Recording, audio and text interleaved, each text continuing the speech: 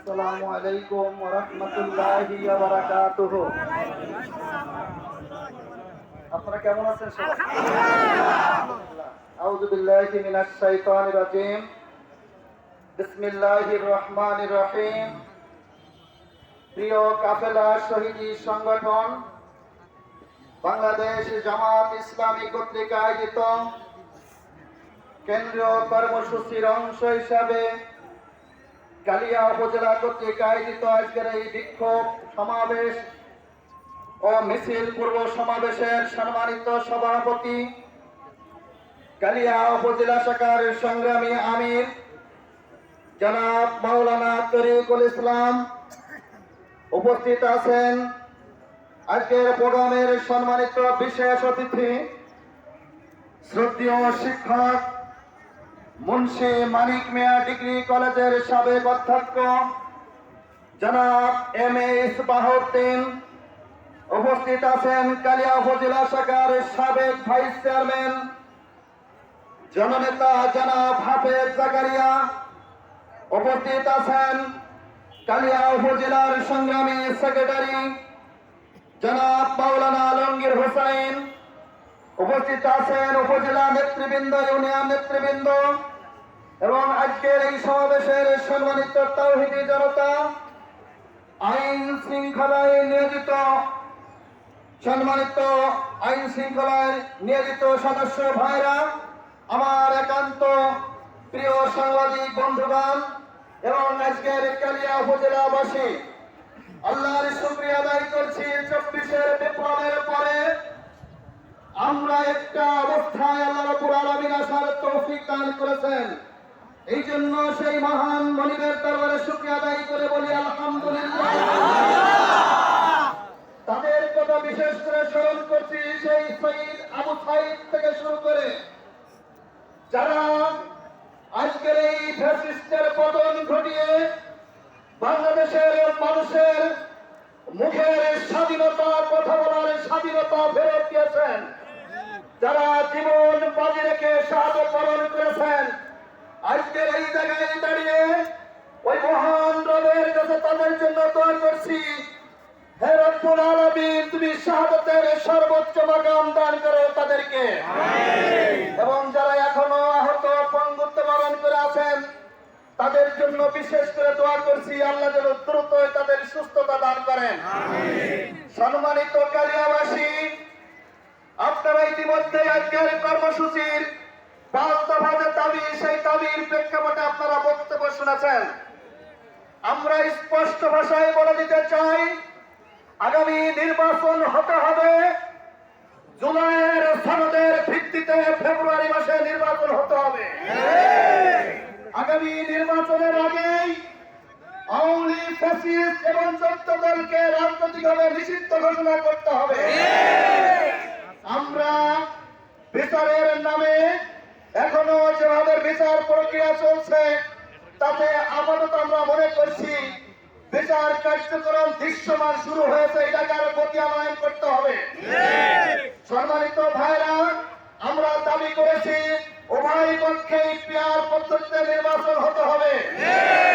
কাজেই পেয়ার পদ্ধতি, জুলাই সনদ বাস্তবায়ন এবং লেভেল প্লেইং ফিল্ড তৈরি সহ আমাদের যে 5 দফা, সেই 5 দফার ভিত্তিতেই আগামী ফেব্রুয়ারি মাসেই নির্বাচন দেওয়া সম্ভব।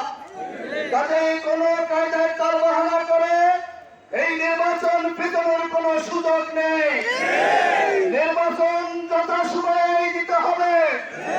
কাজেই সম্মানিত ভাইরা, সম্মানিত কালিয়াবাসী, আমরা আগামী দিনে এমন একটা বাংলাদেশের স্বপ্ন দেখি যে বাংলাদেশে একজন ব্যবসায়ী ব্যবসা করার জন্য ওই খুলনা থেকে শুরু করে, ঢাকা থেকে শুরু করে বিভিন্ন জায়গা থেকে যখন মাল কিনে নিয়ে আসে, পথে ঘাটে বিভিন্ন জায়গায় তার আরো অতিরিক্ত টাকা খরচ করা লাগে।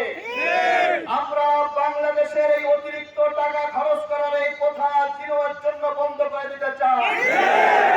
আমাদের ব্যবসায়ীদের বলতে চাই, ব্যবসায়ীরা 10টার সময় দোকান বন্ধ করে তার 2 লাখ, 5 লাখ, 10 লাখ টাকা পকেটে করে বাড়িতে যাবে। বাড়িতে যাওয়ার পথে একমাত্র ওই আল্লাহর ভয় ছাড়া রাস্তায় কোনো চাঁদাবাজের ভয় থাকবে না। একটা বাংলাদেশে আমরা স্বপ্ন দেখি, আমরা এমন একটা বাংলাদেশের স্বপ্ন দেখি যে বাংলাদেশে আর কোন বিশ্ববিদ্যালয় আমাদের মেয়ে আমাদের বোনেরা ধর্ষিত হবে না, আর ধর্ষণের ছেঁচু উদযাপন হবে না। আমরা এমন একটা বাংলাদেশের স্বপ্ন দেখি আমার মেয়েরা স্কুল কলেজ মাদ্রাসা শেষ করে তারা প্রাইভেট পড়ার পরে বাড়িতে যাইবে, কিন্তু কোন জায়গায় রাস্তায় পকেটে পোলাপানের ধারা ইংরেজির শিকার হবে না। বাড়িতে বসে থাকতে পারবো এমন একটা বাংলাদেশের স্বপ্ন দেখি আমরা। এই সম্মানিত ভাইরা, আগামী দিনে আমাদের এই যুদ্ধ, আমাদের এই সংগ্রাম একটি বৈষম্যহীন সমাজ ব্যবস্থা উপহার দেওয়ার জন্য। আমরা রাজনীতির নামে আর বাংলাদেশের কোন জমিদারগিরি দেখতে চাই না।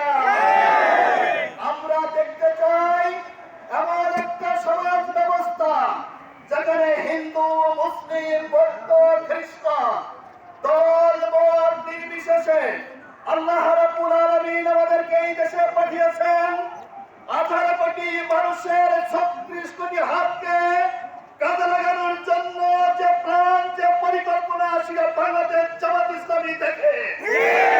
কাজেই রাজনীতির নামে 24-এর বিপ্লবের উপরে রাজনীতির নামে বাংলাদেশের কোন জমিদারগিরি করতে দেওয়া হবে না, হবে না।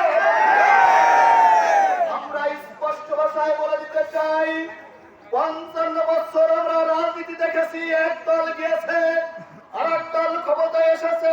তারা এসে ওই পুলিশকে ব্যবহার করে তারা মনে করেছে কোন ব্যক্তিকে বিভিন্ন বাজার ঘাটে হাটে আর বিরোধী দলকে উঠতে দেওয়া হয় না। কিন্তু আমরা এই ধরনের কোন রাষ্ট্রীয় ব্যবস্থা আমরা দেখতে চাই না।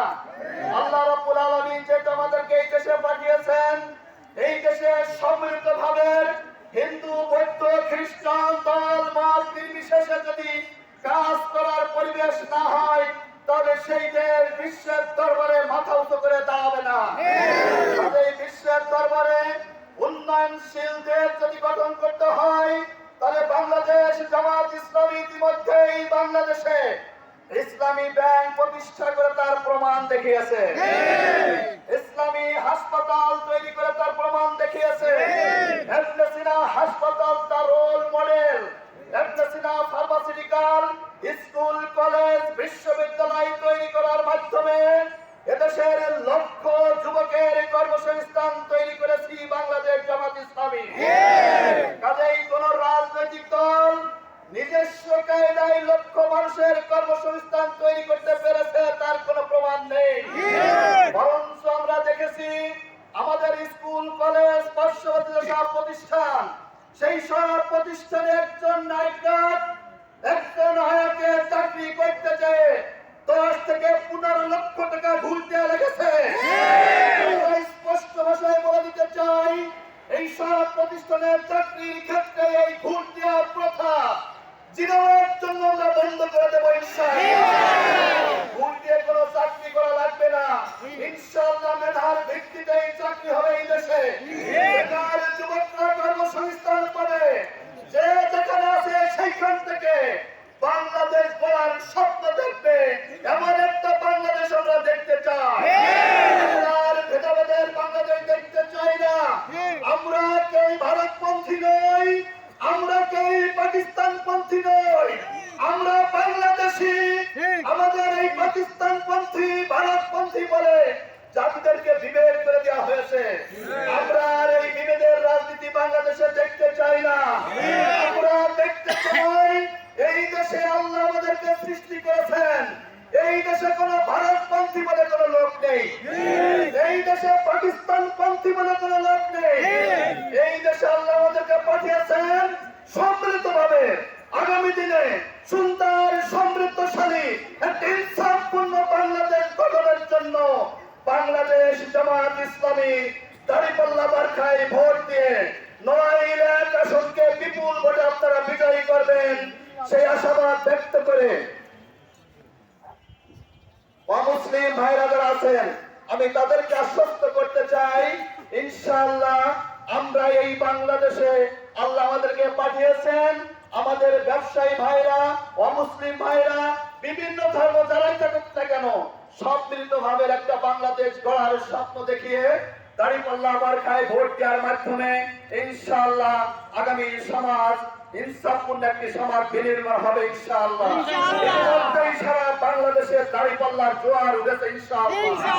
আজকের কালিয়ার উপস্থিতির প্রমাণ করে, হাজার হাজার জনগণ উপস্থিত করে প্রমাণ করেছে এই কালিয়া হবে ইনসাফপূর্ণ বাংলাদেশ গঠনের জন্য একটা মাইল ফলক ইনশাআল্লাহ।